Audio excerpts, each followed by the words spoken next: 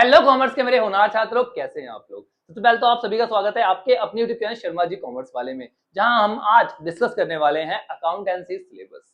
भैया syllabus discuss करने वाले हैं। हाँ जी बच्चे, बहुत जरूरी है सिलेबस का डिस्कस करना, जिससे आपको पता लगे कि आपको पढ़ना क्या है, किस टॉपिक की कितनी वेटेज है, उसके अकॉर्डिंगली आप उसको टाइम डिवोट कर सको। आपको पता होगा किस तरह से आपको आगे बढ़ना है, कौन सा चैप्टर पहले पढ़ना है, कौन सा बाद में पढ़ना है, कौन सा थ्योरेटिकल चैप्टर है, कौन सा आपका प्रैक्टिकल चैप्टर है। आपको सब चीजें पता होनी चाहिए, तभी आप अपना स्टडी प्लान बहुत ही डिटेल में डीपली तैयार कर सकते हो। ठीक है बच्चों, तो चलिए फटाफट एक बार अकाउंटेंसी का सिलेबस डिस्कस कर लेते हैं।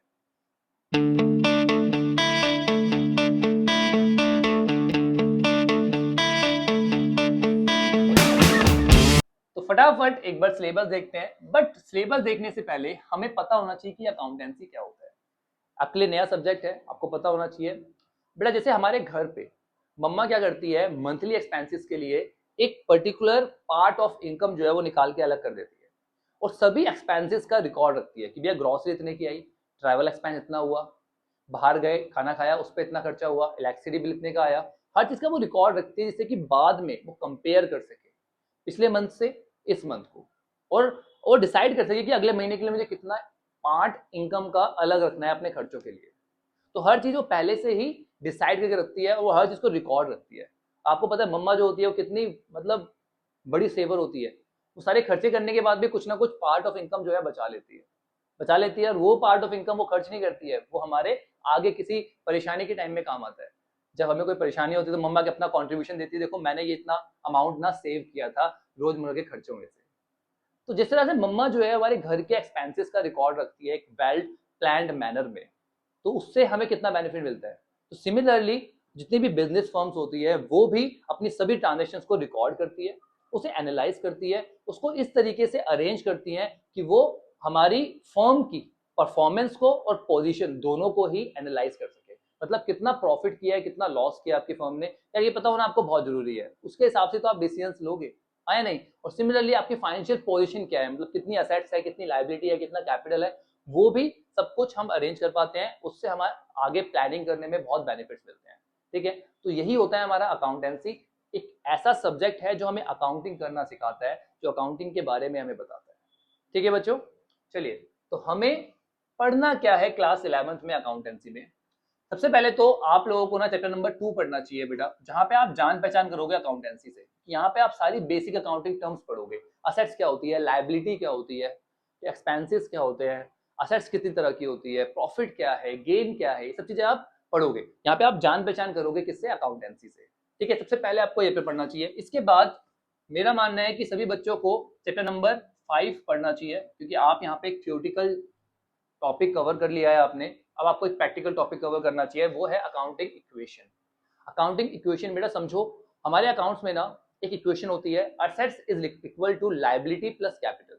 जो हमारी असेट है, जो हमारी संपत्ति होती है, वो हमारे कैपिटल और लायबिलिटी के बराबर होती है। ये हमेशा एक वेरीफाइड स्टेटमेंट है जो हमेशा ऐसे ही चलेगी। इसी स्टेटमेंट को अलग अलग ट्रांजेक्शन में हम लोगों को यहाँ पर वेरीफाई करना होता है अकाउंटिंग इक्वेशन के अंदर। ठीक है बेटा, बहुत ही इंटरेस्टिंग टॉपिक है, बहुत बढ़िया टॉपिक है, बच्चों को बहुत मजा आता है, और ये प्रैक्टिकल टॉपिक है। यही से आपकी जर्नी सही मायने में अकाउंटेंसी की शुरू होती है। ठीक है बच्चों, इसके बाद आप अपना चैप्टर नंबर 1 जो कि इंट्रोडक्शन है अकाउंटिंग का, यहाँ पे आप अकाउंटिंग के बारे में कुछ बेसिक्स चीजों सीखोगे कि होती क्या है अकाउंटिंग, अकाउंटेंसी क्या है, बुक कीपिंग और अकाउंटेंसी में क्या डिफरेंस है, ये सब चीजें आप यहाँ पे स्टडी करने वाले हो। इसके बाद आप थ्योरी बेस ऑफ अकाउंटिंग पढ़ोगे, जहां पर आप अकाउंटिंग स्टैंडर्ड्स के बारे में पढ़ोगे मेनली। यहाँ पे आप प्रिंसिपल्स वगैरह सब कुछ पढ़ोगे, मेनली यहाँ पे अकाउंटिंग स्टैंडर्ड्स। जो आपका institute of chartered accountant of India है ना बेटा, वो कुछ अकाउंटिंग स्टैंडर्ड्स बताता है, जिससे कि सभी लोगों की जो अकाउंटिंग है वो सिमिलर हो सके।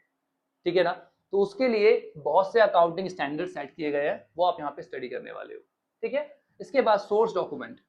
जितनी भी ट्रांजेक्शन होती है अकाउंट में वो एक पर्टिकुलर सोर्स डॉक्यूमेंट से होती है, जिसको हम वाउचर बोलते हैं मेनली।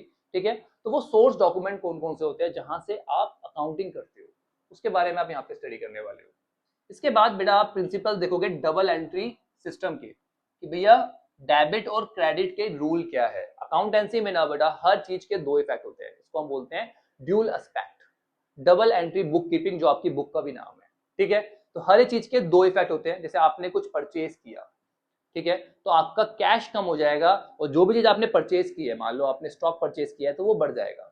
तो एक चीज बढ़ रही है दूसरी कम हो रही है। अभी जरूरी नहीं है कि एक बढ़ेगी दूसरी कम होगी, ठीक है, वो इफेक्ट कुछ भी होता है, बट हमेशा दो इफेक्ट्स होते हैं, ठीक है। डबल एंट्री बुक कीपिंग जिसको हम बोलते हैं, ठीक है। तो यहाँ पर कौन सी चीज डेबिट होगी, कौन सी चीज क्रेडिट होगी, यहाँ पे आप उसके रूल्स स्टडी करने वाले हो डिटेल में, और ये बहुत इंपॉर्टेंट है। इसके बाद बेटा सबसे इंपॉर्टेंट चैप्टर आएगा आपका क्लास 11th का, जर्नल एंट्री। जिस बच्चे ने जर्नल एंट्री को घोट के पी लिया उसको कभी भी अकाउंटेंसी में प्रॉब्लम नहीं आती। और अब जर्नल एंट्री की इंपॉर्टेंस डे बाय डे बढ़ती जा रही है। क्लास 12th में पहले अकाउंट्स बनवाए जाते थे, बट अब मैक्सिमम क्वेश्चंस में आपसे जर्नल एंट्री ही पूछी जाती है। तो इसीलिए it is the most important topic you need to study in class 11th, और बहुत ही फोकस से बहुत ही ध्यान से पढ़ना है। इसके बाद आप कैश बुक और सब्सिडरी बुक्स पढ़ोगे। कैश बुक मतलब कि भैया कैश आ रहा है तो कहाँ रिकॉर्ड करेंगे, कैश जा रहा है तो कहाँ रिकॉर्ड करेंगे। एक पर्टिकुलर बुक बनाई जाती है जहाँ पे आप कैश की लेन देन को रिकॉर्ड करते हो, ठीक है। सिमिलरली आप purchase book, sales return book, purchase return book, ये सब भी पढ़ने वाले हो यहाँ पर, किस तरह से उनको बनाया जाता है। इसके बाद ये जर्नल एंट्री है ना बेटा, इसको हम अलग अकाउंट में पोस्ट करते हैं लेजर के अंदर, ठीक है। अलग अलग अकाउंट ओपन करते हैं और मतलब एक तरह की ट्रांजेक्शन को एक हेड में दिखा देते हैं, उसी को बोलते हैं क्या, लेजर, ठीक है। चलिए इसके बाद बैंक रिकंसिलिएशन स्टेटमेंट को हम डिटेल में स्टडी करने वाला है। कभी कभी क्या होता है, हमारी जो कैश बुक है और हमारी जो पासबुक है वो कभी भी ना टैली नहीं करती, मतलब कुछ केसेस में टैली नहीं करती। और जब वो टैली नहीं करती तो हमें उसके रीजन देखने पड़ते हैं कि भैया ये टैली क्यों नहीं कर रही। जैसे कभी किसी कस्टमर ने डायरेक्टली ना बैंक में पैसे डिपॉजिट कर दिए, या फिर मैंने किसी कस्टमर को चेक दिया और वो चेक अपने पास रख के बैठा है, ठीक है। मैंने तो अपनी कैश बुक में से कम कर दिया कि भाई मैंने तो अपने पैसे कम कर दिए कि मैंने उसको चेक दे दिया है, बट उसने अभी तक बैंक में डिपॉजिट नहीं किया, जिसकी वजह से कभी कभी इस तरह की ट्रांजेक्शन की वजह से दोनों में क्या आता है, डिफरेंस आ जाता है। और वो जो डिफरेंस होता है वही हम स्टडी करते हैं कहाँ पर, बैंक रिकंसिलिएशन स्टेटमेंट में। वहीं पे हम इस डिफरेंस को रिकंसाइल करते हैं कि भैया डिफरेंस आया तो आया कैसे, ठीक है ना। वो सब चीजें हम यहाँ पे स्टडी करते हैं। इसके बाद आता है बेटा ट्रायल बैलेंस। आप ना बहुत सारे अकाउंट्स पढ़ने वाले हो, ठीक है ना, बहुत सारे अकाउंट, और हर एक अकाउंट का ना कुछ बैलेंस होता है, किसी का डेबिट किसी का क्रेडिट, और दोनों के जो बैलेंस होते हैं ना वो हमेशा उनका जो एंड रिजल्ट है वो बराबर आना चाहिए, उसको बोलते हैं ट्रायल बैलेंस, ठीक है। तो डेबिट बैलेंसेस और क्रेडिट बैलेंसेस दोनों हमेशा बराबर आने चाहिए। इसके बाद रेक्टिफिकेशन ऑफ एरर।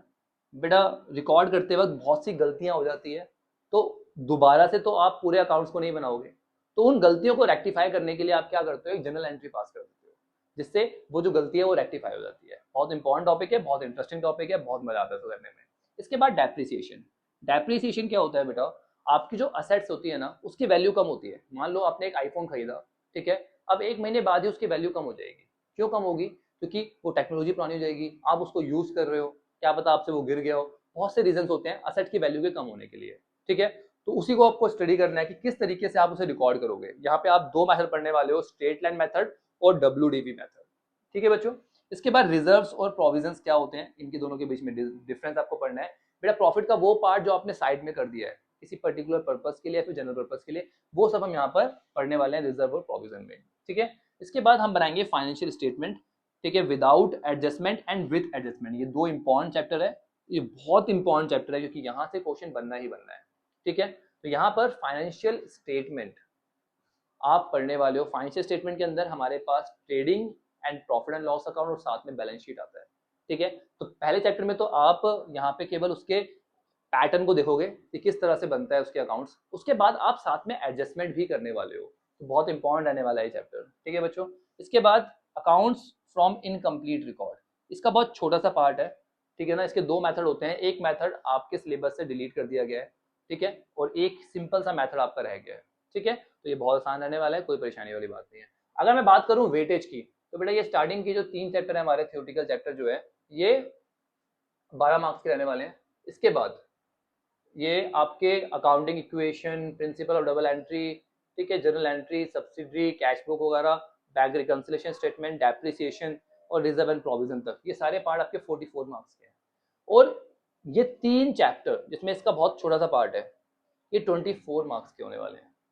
तो इस हिसाब से आपको अपना टाइम डिवोट करना है पर्टिकुलर चैप्टर्स पे, ठीक है। देखिए बच्चों पढ़ना सब कुछ है, बट रिवीजन करते वक्त या फिर टाइम डिवोट करते वक्त हमें थोड़ा सा ध्यान रखना है कि किस टॉपिक को कितना टाइम डिवोट करना है, ठीक है बच्चों। बहुत बढ़िया, शाबाश। So that's it with our account syllabus. I hope आपको समझ में आ गया है कि हमें अकाउंट्स में इस साल क्या क्या पढ़ना है। तो फटाफट इस सिलेबस को लिख कर अपने स्टडी टेबल पर चिपका लेना, जिससे कि आपको आगे कोई प्रॉब्लम ना हो। जैसे आपको पता लगता रहे कि आपने कितना सिलेबस कंप्लीट कर लिया है, कितना बैकलॉग में है, कितना आपने रिवाइज कर लिया है, वो सब कुछ आप उस सिलेबस पर लिख कर रख सकते हो, जिससे कि आपको कभी कोई प्रॉब्लम ना आए।